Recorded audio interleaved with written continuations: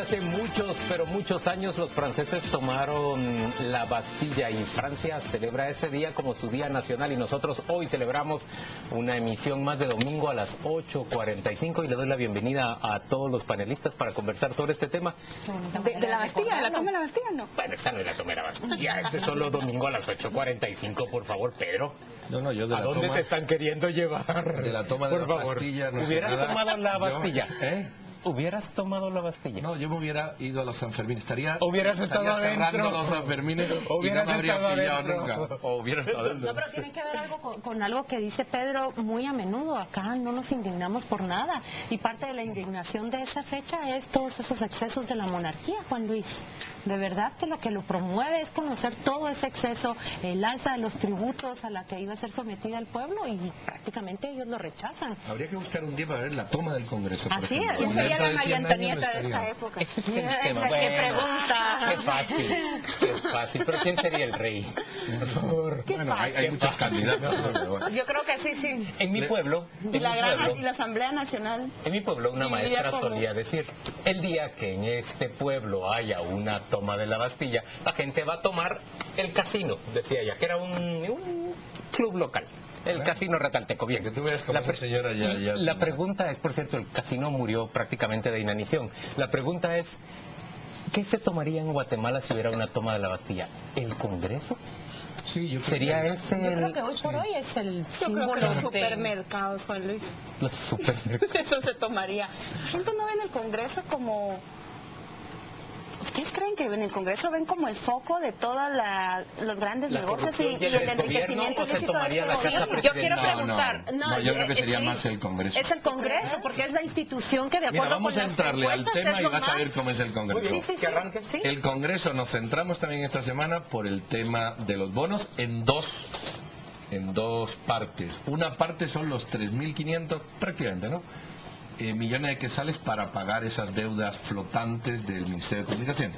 Pero también va a haber otro debate que se va a suscitar rápidamente, que son los como mínimo 4.000 millones para completar el presupuesto, que eso es otra laguna importante. Los préstamos que vienen. Los préstamos. Aquí hay varias cosas. Primero, el endeudamiento, que ya topó, hace tiempo que topó. Segundo, para otro debate, es la cantidad de organizaciones, incluidas de izquierda, que a mí me ha llamado la atención, que se han posicionado contra el endeudamiento, cosa que hasta ahora no ocurría. El endeudamiento podría existir y ahora todo el mundo está contra el endeudamiento. Eso es curioso, ese efecto. ¿Has visto que las bancadas, por ejemplo, que se acercan más a la izquierda o a la visión de izquierda están en contra? Bueno, la unidad de, ¿cómo se llama?, de conflicto de la USAC lo ha manifestado públicamente. O sea, no, quiero decir Desconocen a sus que hay un representantes. reconocimiento de que no nos podemos seguir endeudando, cosa que yo creo que es un punto de ¿Es la inflexión. unidad de conflictos o el Instituto de Estudios de Problemas Nacionales de los Sancasos? Yo ya no sé muy bien si pero las han asociaciones, no, desconocido. pero la unidad que estudia los El conflictos, no propio me sabía el rector de la nombre. San Carlos ha Y lo- desconocido El al voto representante de... en la Junta Monetaria, ¿verdad? Y luego otro tema interesante es ¿por qué razón el funcionario público, porque si no se va a acabar el problema, el funcionario público que contrata y asume deuda sin que exista el presupuesto adecuado que la responde, no responde con su patrimonio y con su cargo, porque es que si no, no va a ocurrir. Es decir, ahora se aprueban 3.500 millones y dentro de 2 años habrá otro funcionario público que haga lo que le venga en gana y al final, entre todos, pagamos esa deuda, porque no se le entra al que comete una ilegalidad. Bueno, todo eso y un poco más sobre la mesa para que ustedes... Yo quiero hablar de las discrepancias que hemos visto, las contradicciones a lo interno de los mismos grupos que están a favor o en contra. Claudia ya mencionaba el de la USAC. Vimos que después de que dio opinión favorable la Junta Monetaria, 6 votos contra 2, entre los que están a favor estaba el representante de la Universidad de San Carlos y el del Congreso, ha venido a decir el rector que ellos desconocen ese voto, que ellos no era la postura de la universidad. Por otro lado, también ha dicho un diputado, Arévalo, José Alejandro Arévalo, que ellos no están de acuerdo con ese voto de su representante. Bueno, después la otra contradicción a lo interno de CACIF, o que se dividió en dos este gremio del sector privado empresarial, cuando vemos que por un lado está la Cámara del Agro diciendo que no están de acuerdo Y por otro lado están los constructores y los representantes de la banca diciendo sí los queremos. Y se ve en una disyuntiva el presidente de la Cámara de Industria, expresidente Casif, cuando dice, bueno, sí estamos de acuerdo con que se honre la deuda, pero no estamos de acuerdo en la manera. Y otra contradicción, que es la más reciente, la que vimos al final de la semana, es cuando el presidente Pérez Molina sale diciendo que 2.000 millones son para pagar deuda y 1.500 son para inversión, para nueva obra, cuando horas antes el Ministerio de Comunicaciones había reiterado que todo es para pagar deuda de arrastre. Entonces, a lo interno estamos viendo que en esta recta final de la aprobación que esperamos o la discusión es que casi estamos dando por hecho caer una aprobación, pero lo que va a haber el miércoles en el Congreso, ya van grupos enemistados, incluidos los que están en el mismo bando. Así es.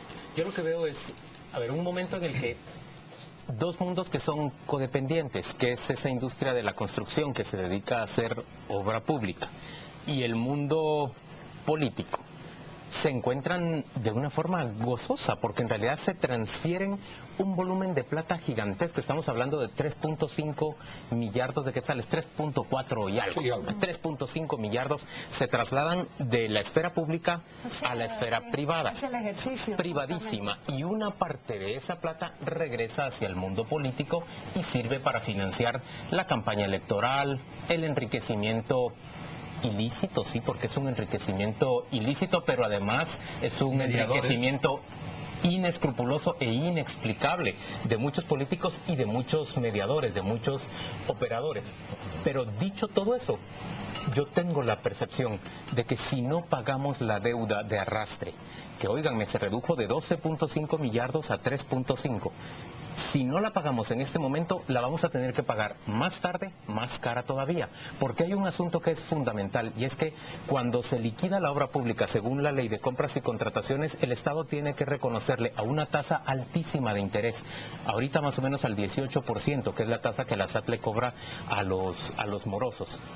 Le tiene que reconocer cada año en que le hizo financiar esa obra. Eso significa que se encarece todavía más. Si, por ejemplo, ahorita se hace eso que decía Paola, que es agarrar solo 2 millardos de los 3.5 para pagar deuda de arrastre, agarrar 1.5 para financiar nueva obra y dejar ese 1.5 para el siguiente gobierno. Esa obra que se va a dejar nos queda muchísimo más cara para el próximo gobierno. Se debería pagar por completo en este momento y se debería poner un fin absoluto a esta constitución de deuda de arrastre, que en cierto modo ya está colocado el límite, porque cada vez ahora que se aprueba obra pública se tiene que contar con un certificado de disponibilidad presupuestaria. Es un reglamento ya establecido y no se puede ir hacia ley atrás. adentro es parte de la ley del presupuesto. Yo todo eso lo veo bien. Ahora, ¿qué es lo que yo querría? Está bien, paguemos la deuda. Además, yo creo que son compromisos de Estado, tienen que honrarse. Paguemos la deuda. Pero ¿cómo nos comprometemos a vigilar que ni uno de esos centavos va a servir para enriquecer a los políticos? Que ni uno de esos centavos va a servir para enriquecer a esos operadores de los que estaba hablando Pedro. ¿Cómo hacemos nosotros para, ciudadanos, confiar verdaderamente que la plata que nos toca pagar en el futuro no va a servir simplemente para enriquecer más a personas que agarran nuestro voto para rentabilizarlo en su favor? Yo creería que la garantía debe estar justamente en nuestras instituciones, Juan Luis, en la institución, en el propio Ministerio de Comunicaciones, que es el que va a ser el gestor y ejecutor de todo este dinero hacia las constructoras a quienes les adeuda, pero también, ¿dónde está la función de la Contraloría? Y me estoy refiriendo a una función que traspase esa auditoría que se queda únicamente en la glosa. Es que aquí todo es papel y no hay no se presenta un ejercicio eficiente y eficaz de auditoría. Eso debiera descansar allí. ¿De esa deuda que ya está acumulada? De auditoría en la ejecución de todo pago, en la auditoría de verificar cuál es la obra que se está recibiendo. Yo, como tú lo dices, lo que está frente a nuestros ojos es la transferencia de un volumen de dinero público hacia una esfera privada. Una esfera privada que es un sector, el de los constructores, que tiene una capacidad de multiplicar esos recursos, que tiene la capacidad de manejarlos.